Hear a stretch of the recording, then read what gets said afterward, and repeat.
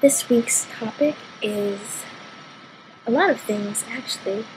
Long-distance relationships. Have you ever been in one? Would you consider being in one? And then, how do you deal with a breakup? And can you be friends with your ex? I have been in a long-distance relationship. Past tense, because we broke up. Basically, we met on Facebook. That's how all the great love stories start. She lives, or not lives, she's not dead. She lives in North Carolina. I live in Missouri, so it's kind of a ways away. And, we were Skyping and all that good stuff, texting and talking on the phone, and convinced our moms to let us see each other, but it happened. I went to go see her, and she came and saw me in September of last year, and it was good, and then we broke up. As of now, I wouldn't go back into one, like, ever. Right now, when you're still in high school and a teenager, I wouldn't recommend it, but these days, that's how everyone is finding love, over the internet and stuff, and people tend to live out of state. That's how it is with our generation, We find love anywhere, which is good. That's good, but it's also not so great, Long-distance relationships, they're full of Skyping or Ubering. Sometimes Skype doesn't work. Airports become your best friends, Sit up at the gates, waiting for them to come, agonizingly waiting for them to show up. Airports and long-distance relationships go together like pancakes and syrup. High phone bills and texting bills, listening to those sad songs, wishing that person was next to you, and when they do come and visit and they sleep on pillows like this, when they leave, you end up doing things like, stuff like that, and it's just sad, and all you have of them are pictures and videos that you take, and just memories, and then you have, stuff like their clothes, like their hoodies and stuff they give you, like necklaces and bracelets, and they have things of yours, like stuff you give them, like bracelets and necklaces and stuffed dogs. When it's over, you still have all their stuff, and it's not like you can just go to their house and say, "Here, take your shit." No, if you really want to do that, you have to mail that shit to them. And stamps are expensive. So their shit just stays in a box in the corner of your room, staring at you. Maybe sometimes speaking to you. Is that just me? But I wouldn't go back into a long-distance relationship. It's just too much hurt than it is. People, they either get bored, they get sick of waiting, they have crazy doubts, which is a really bad thing. Like, what if this person is cheating on me? What if they decide they don't love me anymore? And all this other stuff, and all that gets in the way. People can't handle it. For the people that can,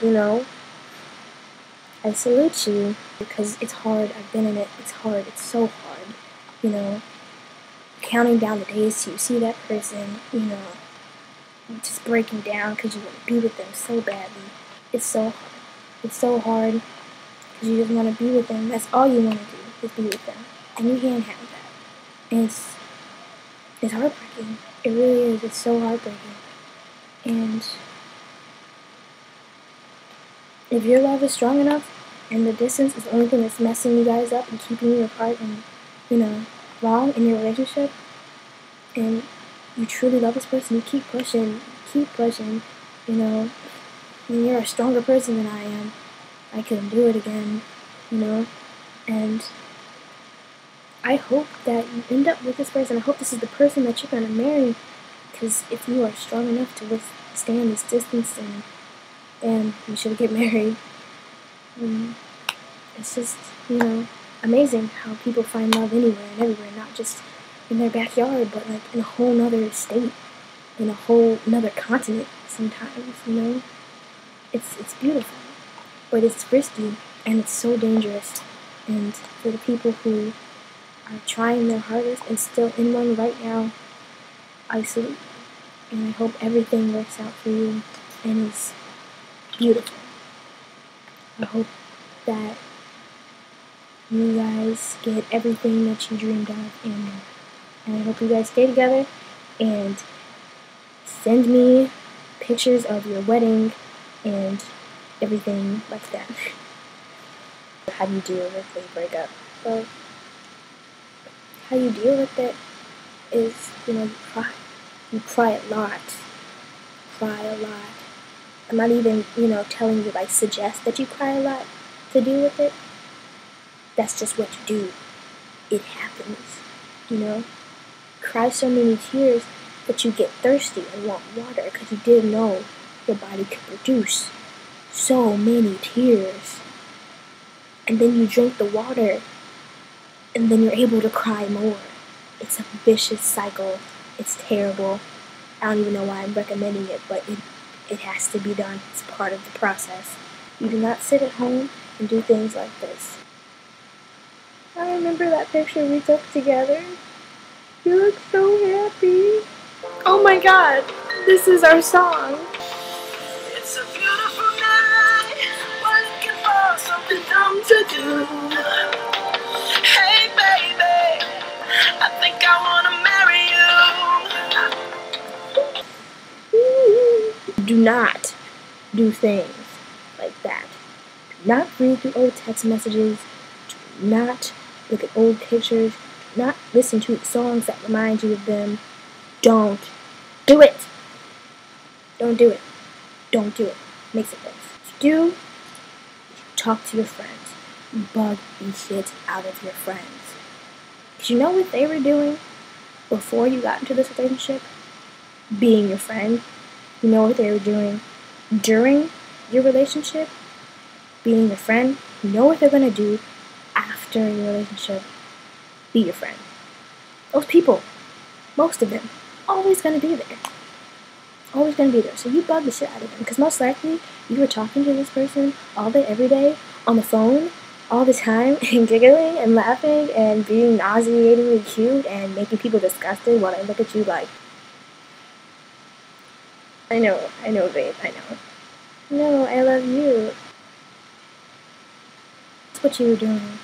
It's probably irritating a lot of people. So you go hang out with your friends all the time. Just don't stay in the house and cry about it.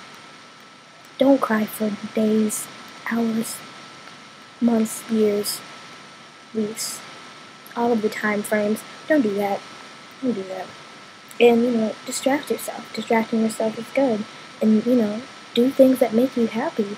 And do your homework. Do your homework. I bet while you were talking and dating this girl, you didn't get shit done. You didn't get anything done. Nothing at all. And I bet you now that you guys broke up, your grade in math has moved from a D to an A+. Comment if I'm wrong. Tell me if I'm wrong. I know I'm right. You can tell me if I'm wrong. You can try. I know I'm right. There's that one person out there for you. There is your prince or your princess out there for you. But you can't look for them. You cannot look for them. Because then you'll waste your life away looking for them. What you do is you live your life and you do things that make you happy just for you, solely for you. And if someone comes along wanting to respect you and love you the way you should be, that's great. That is fantastic. That is amazing. But just live your life, You just have to, move on. Because I know a few months ago, if I was looking at this video of me talking about moving on, I'd be like, fuck you. You don't know what I'm going through. I'm going to cry. You just don't know. But it's true. You just have to move on. You have to realize that there is one person out there for you. I strongly believe this. I strongly believe that there is a person out there for each and every one of us. No matter how crazy that seems, I think it's true. I know it's true. And no matter, what you think of yourself, there is someone out there for you. There's someone out there wanting to do all of these lovely things for you, wanting to be with you, Everyone deserves someone. Everyone. And I know out there is a person for each and every one of us. You have to realize that you don't need a person to make you happy. You don't need a person to make you happy. And again, it's easier said because in your heart, you're like, I do need that person to make me happy. I do need it. But your head is telling you, no, you don't. It's a constant battle. Like, you know you don't, but you feel like you do. But you gotta realize other things in life can make you happy. A person cannot make you happy. A person cannot be your happiness. Because once you make a person your happiness and they fuck up, what do you have left? People mess up all the time. If you rely on them to be your happiness, it's not gonna work. And as for can you be friends with your ex, I am currently trying to be friends with my ex in North Carolina. It's going okay. Do not let them close back in. You let them at arm's length. This is where you keep them. This is where they should stay. They should stay here at arm's length. They shouldn't cross that point ever. Because once they cross that point and they try to get back in the circle that is your life, that's where you fucked up. Because you expect them to be different than what they are, and the truth is they're not. You have to keep them where? At arm's length. You just can't expect anything from them. You can't get your hopes raised up for anything they say, anything they do. Just don't be sitting there waiting for a text from them or a call. And don't call them and text them too much, because they're not obligated to text you or call you back. Because you are no longer in a relationship with this person. Like I said, you have to let it go. They are not your priority. You are not theirs. They're just like there. Like wallpaper. Or, Christmas lights. Just there. Thanks for listening to me rant and rave about my exes and my long distance relationship that was a failure, but an awesome experience. Now I'm gonna go look at these lights and have multiple seizures from living with them. Love you guys.